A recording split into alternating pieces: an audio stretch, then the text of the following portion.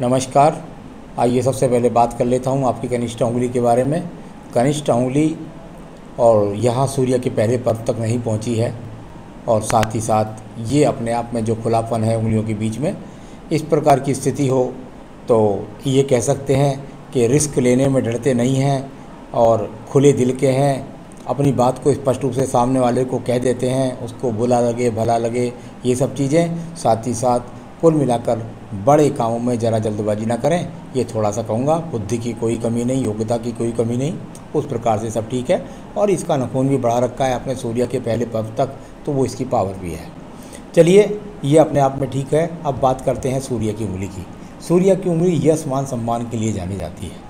यश मान सम्मान के लिए जब सूर्य की उंगली की बात करता हूँ तो नीचे का पर्व इतना मोटा होना और ऊपर से बारीक होना, यानी कुल मिलाकर के प्रतिष्ठित परिवार से पैदा होना और साथ ही साथ यश सम्मान के लिए अगर बात करें तो इस उंगली के अंदर वो पूरे के पूरे गुण हैं। परंतु सेकंड पर्व जब होता है तो ये व्यावहारिक पर्व होता है और जिस पद पर व्यक्ति बैठा हुआ होता है उस पद पर वो गर्व के साथ बैठता है, यानी कि उसकी कड़वी बातों से जो साथ वाले आदमी होते हैं वो थोड़ा सावधान रहते हैं, ऐसा वो बोल देता है।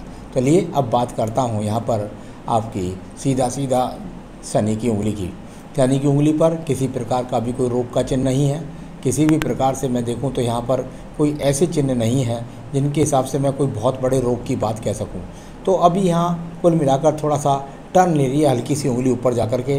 तो शनि की ढैया 7.5 जब आपके जीवन में आती होंगी तो थोड़ा उस समय रोग भी परेशान करेंगे और थोड़ा सा आपको इन्वेस्टमेंट भी आपका बढ़ेगा। अब बात करते हैं यहाँ पर हम बृहस्पति की उंगली की। बृहस्पति की उंगली और इसका घुमाव नहीं है, इसका घुमाव नहीं है यहाँ पर सीधा से शनि की उंगली की तरफ। यानी कि यदि मैं कुल मिलाकर ये बात कहूँ कि आपके जीवन के अंदर पैसा महत्व नहीं है, पैसा महत्व नहीं है, महत्व आपके लिए जो है वो है आपका वजूद, आपका स्थायित्व और आपकी जो आप जहाँ पर रहते हैं उसमें रुतबे के साथ रहना। उंगली कुछ खड़ी है, थोड़ा सा कह सकते हैं, कुछ लोग घमंडी भी कहते होंगे और कुछ ये मन से घमंडी होते भी हैं।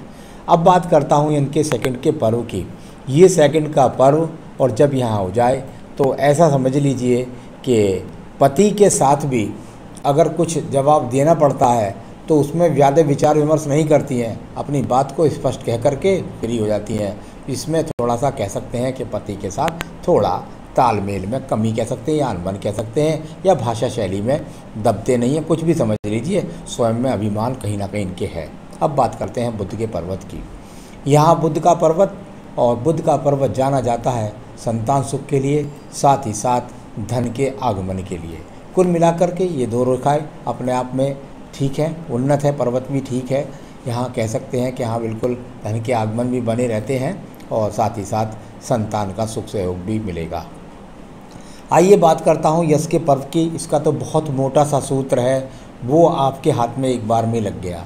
यानी कि जब नीचे वाली रेखा से, हृदय रेखा से टच होकर के रेखा और सूर्य के फर्स्ट पर्व तक ऊपर तक सीधी मिल जाए, यानी नीचे भी मिल जाए ऊपर भी मिल जाए, तो व्यक्ति राज्य सरकार से संबंधित कार्यों के द्वारा लाभ प्राप्त करता है। यानी सरकारी नौकरी ना हो तो आप ऐसा कह सकते हैं, ऐसा व्यक्ति राजनीति में अगर हाथ में आजमा ले तो राजनीतिक क्षेत्रों से भी लाभ उठा जाता है।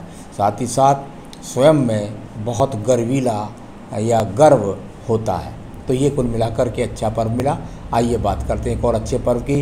ये है शनि का पर्व और धन के पर्व के लिए इसको जाना जाता है।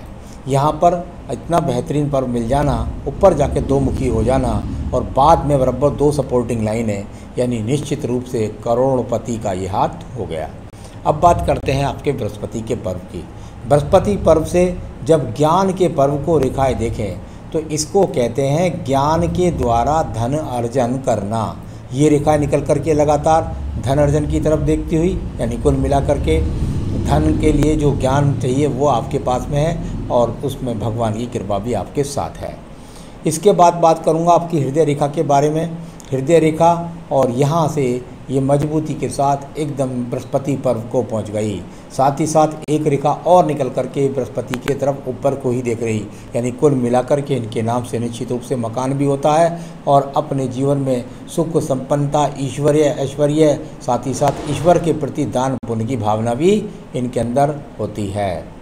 अब बात करता हूँ इनके बाद में इनके मंगल रेखाओं के बारे में। मंगल रेखाएं ये वो साहसिक रेखाएं हैं जो हाथ के अंदर हों तो व्यक्ति कर्मशील होता है, यानी कर्म करने वाला होता है। और ये रेखा आपके हाथ के अंदर यहाँ से निकल करके हर पर्व से संबंध बनाती है। जहाँ से जो पर्व निकल करके शनि पर्व तक जाए, यानी कि मेहनत से धन कमाना। अगर दूसरे पर्वत सूर्य पर्व तक जा रही है, इसका मतलब है आप दूर स्थानों से जुड़ करके धन कमाना। और तीसरी रेखा जो नीचे वाली सबसे जा रही है वो बुध पर्वत को जा रही है, यानी मेहनत के साथ बुद्धि से धन कमाना। तो ये सब रेखा यहाँ से निकलकर अच्छे पर्वतों को पहुँची हुई हैं, तो अनुकूल रेखा के रूप में ये यहाँ पर जुड़ी हुई हैं। अब बात करते हैं यहाँ आपकी बुद्धि रेखा के बारे में। आपकी बुद्धि रेखा के लास्ट में जाकर आपको त्रिभुज बना हुआ है, यानी पीछे से जो सपोर्ट रेखा आई उसने यहाँ पर जाकर के त्रिभुज बनाया। ये अच्छा त्रिभुज यहाँ आपकी ज़िंदगी में बना हुआ है, जिसको मैं समझता हूँ कि लगभग इसे कह सकता हूँ मैं निश्चित रूप से ये आपके जीवन में यहाँ 57 से 60 वर्ष के बीच में है और ऊपर से बुध पर्वत की तरफ। तो एक बहुत मोटा पैसा इस समय आपके पास में आएगा इस त्रिकोण की वजह से। तो चलिए, ये भी अच्छा है, यहाँ पर बुद्धि भी यहाँ पर सही काम कर रही है, बुढ़ापे का कोई रोग भी यहाँ पर नज़र नहीं आ रहा। अब बात करते हैं हम आपकी सीधा यहाँ पर मंगल के द्वितीय पर्व की। मंगल के द्वितीय पर्व पर कोई झगड़ा नहीं, झंझट नहीं, मुकदमा नहीं, यहाँ किसी प्रकार का एक्सीडेंट नहीं, तो ऐसी स्थिति अच्छी अनुकूल स्थिति कहला रही है। अब बात करते हैं चंद्र पर्वत की।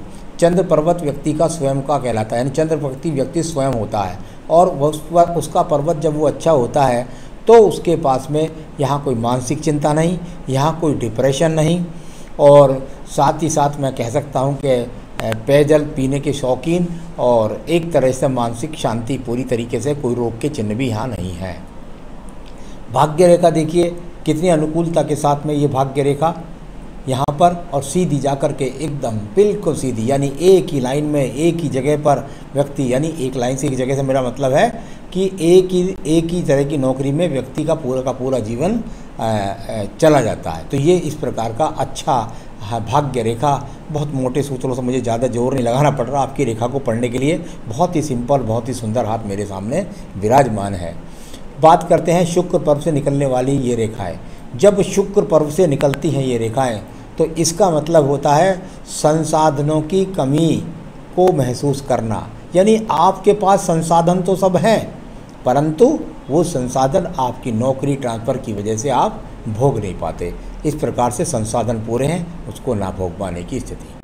बात करते हैं आपकी यहाँ पर मंगल रेखा के बारे में। पहले बात कर लेता हूँ। ये दो सपोर्टिंग मंगल रेखाएं आपके हाथ के अंदर हैं जो आपके जीवन में पीछे कवच का काम करती हैं, यानी कि आपके ऊपर आने वाली मुसीबत से पहले ही भगवान की कृपा से वो सब मुसीबतें टल जाती हैं। शुक्र पर्व की बात कर रहे हैं। यहाँ शुक्र पर्व को यदि देखें तो यहाँ शुक्र पर्व में थोड़ा सा एक मुझे एक्स का चिन्ह यहाँ मिला, यानी कहीं ना कहीं से ये ऐसा महसूस होता है कि किसी चीज़ की कोई ना कोई, जैसे मन के अंदर कभी साधन की कमी, कभी व्यक्ति के जीवन के अंदर अपना जीवन को जीने का पूरा आनंद ना मिल पाना जिम्मेदारियों की वजह से, ऐसा कुछ थोड़ा सा कमी यहाँ नज़र आती है, बाकी साधन है। अब बात करते हैं आपकी आयु रेखा के बारे में। ये आपकी आयु रेखा और जाकर पहुंच गई 72, यानी कुल मिलाकर 72 वर्ष की अभी है। आगे भी ये रेखाएं बढ़ती रहती हैं, तो कोई चिंता की आवश्यकता नहीं है। तो आपकी सारी रेखाओं के बारे में, पर्वतों के बारे में, सब चीज़ों के बारे में बताया। आपके सवाल बताता हूँ। आपने मुझे कहा नेक्स्ट कैरियर प्रमोशन कब है।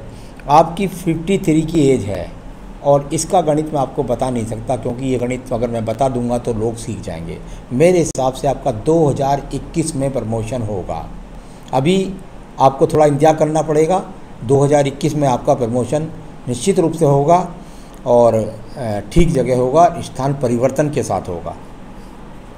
आपने पूछा मेरी ज़िंदगी में आगे कितने प्रमोशन हैं। वो रेखाएं अभी हाथ के अंदर बनी नहीं हैं, इसलिए मैं उनके बारे में आपको बता नहीं पा सकता।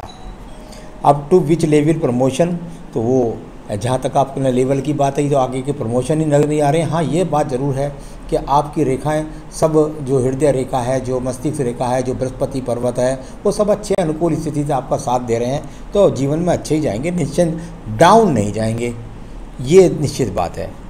आपने पूछा सेहत के बारे में, अभी यहाँ पर सेहत से संबंधित कोई ख़राब स्थिति नज़र नहीं आ रही है। हाँ, ये मैं थोड़ा सा कह सकता हूँ कि थोड़े थोड़े से रोग जो हैं वो आपको वर्तमान में कहीं ना कहीं से यहाँ पर थोड़ा सा लगता है, तो वो मामूली रोग लगे हुए हैं, कोई बड़े रोग की बात यहाँ नहीं है।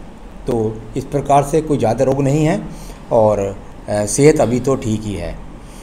पोस्ट रिटायरमेंट कैरियर कैसा रहेगा? देखिए, रिटायरमेंट के बाद का कैरियर के बारे में जो लोग देखते हैं वो भाग्य रेखाओं से देखते हैं, बृहस्पति पर्व से देखते हैं। यहाँ कहीं ना कहीं बृहस्पति पर वो रेखा दिखनी चाहिए थी जिससे मैं ये बता पाता कि आप किसी अच्छे संस्थान में काम करने वाली हैं या कहीं करने वाली हैं।